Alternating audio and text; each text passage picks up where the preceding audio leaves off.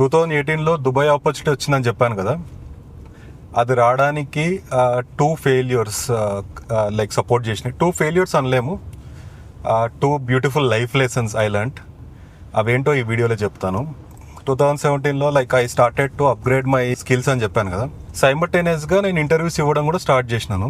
ఇండియాలో మనకి notice period 3 months ఉంటుంది కదా, అదొక శాపం అని చెప్పవచ్చు. 3 months నోటీస్తోని జాబ్స్ రావడమే కష్టం, కాల్స్ కూడా రాకపోతుంది అసలు.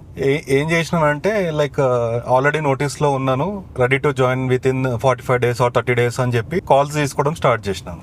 అట్లా సమ్ XYZ కంపెనీలో నాకు ఒక ఆఫర్ వచ్చింది. ఆ ఆఫర్ తీసుకొని ఇంకా రిజైన్ చేయలేదు. యాక్చువల్గా హెచ్ఆర్కి చెప్పినాను, నాకు ఇంత ఆఫర్ వచ్చింది, ఐ నీడ్ ఏ హైక్ అని చెప్పి. నాకు తెలిసిందే కదా, హెచ్ఆర్ వాళ్ళు ఇంకా వాళ్ళ టాక్టిక్స్ యూజ్ చేశారు. ఇప్పుడు మేము హైక్ ఇవ్వలేము, చాలా బడ్జెట్ చాలా తక్కువ ఉంది, ఇంకా 3 monthsలో పే స్కేల్ రివిజన్ ఉంటుంది, దాంట్లో నీకు డెఫినెట్ గా హైక్ వస్తుంది, మోర్ ఓవర్ యూఎస్ ఆపర్చునిటీ కూడా ఉన్నది, H1B లాటరీలో నీ పేరు ఇస్తామంటే నేను నమ్మినాను. సరే యూఎస్ పోతున్నా బాగుంటది కదా, లైఫ్ చేంజ్ అవుతుంది కదా అని చెప్పి నేను రిజైన్ చేయలేదు. But I was okay, like వాళ్ళ పాటలు నమ్మి నేను ఇంకా వీళ్ళకి చెప్పినాను, నాది 3 months notice, I'm sorry I'm not able to join అని చెప్పి.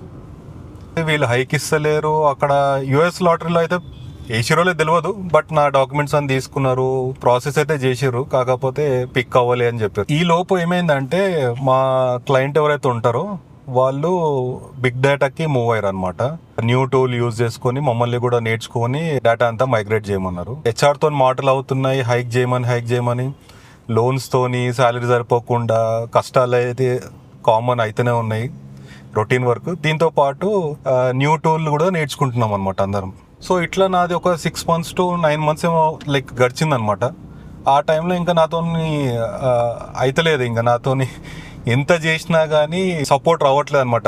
శాలరీ వైజ్, ఫైనాన్షియల్ వైజ్ చాలా అంటే చాలా బీకుల్లోతో ఫైనాన్స్ స్టేటస్ అనమాట. ఆ టైంలో నేను డిసైడ్ అయిపోయినాను, ఆఫర్ లేదు ఏం లేదు చేతిలో, ఐ రిజైన్డ్.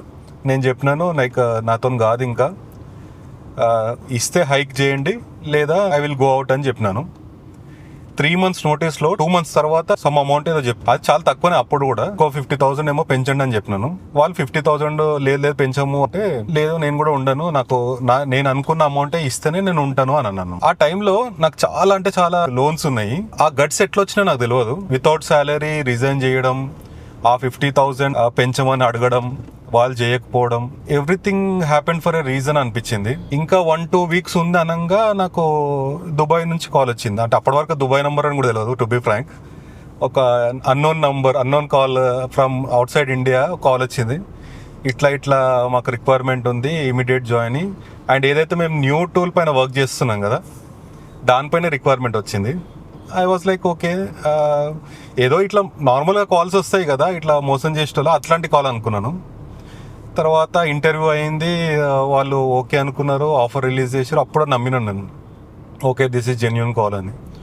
ఒకటి లైఫ్ లెసన్స్, ఎప్పుడైనా నేను ఈ 2 life lessons మాత్రం నేను ఎప్పటికి గుర్తుపెట్టుకుంటాను. ఫస్ట్ లెసన్ ఈజ్, ఒకవేళ గిట నాకు హెచ్ఆర్ ఫస్ట్ టైం నీకు శాలరీ పెంచుతాము లేదా యూఎస్ ఆపర్చునిటీ చూపిస్తాము అని చెప్పకపోయి ఉంటే, వాళ్ళు రిలీజ్ చేసి ఉంటే నేను ఇక్కడే ఉంటుండే, ఇండియాలోనే ఉంటుండే, and life would be same.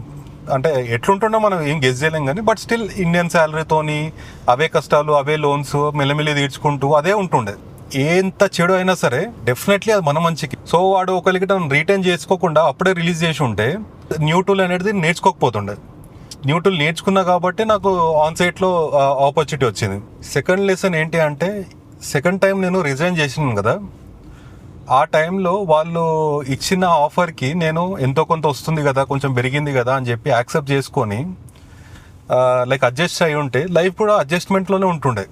నేను ఇంకా సేమ్ లైక్ ఫస్ట్ సినారియో ఎట్లనో సెకండ్ సినారియో కూడా ఇండియన్ శాలరీతోనే అట్లనే ఉండిపోతుండే.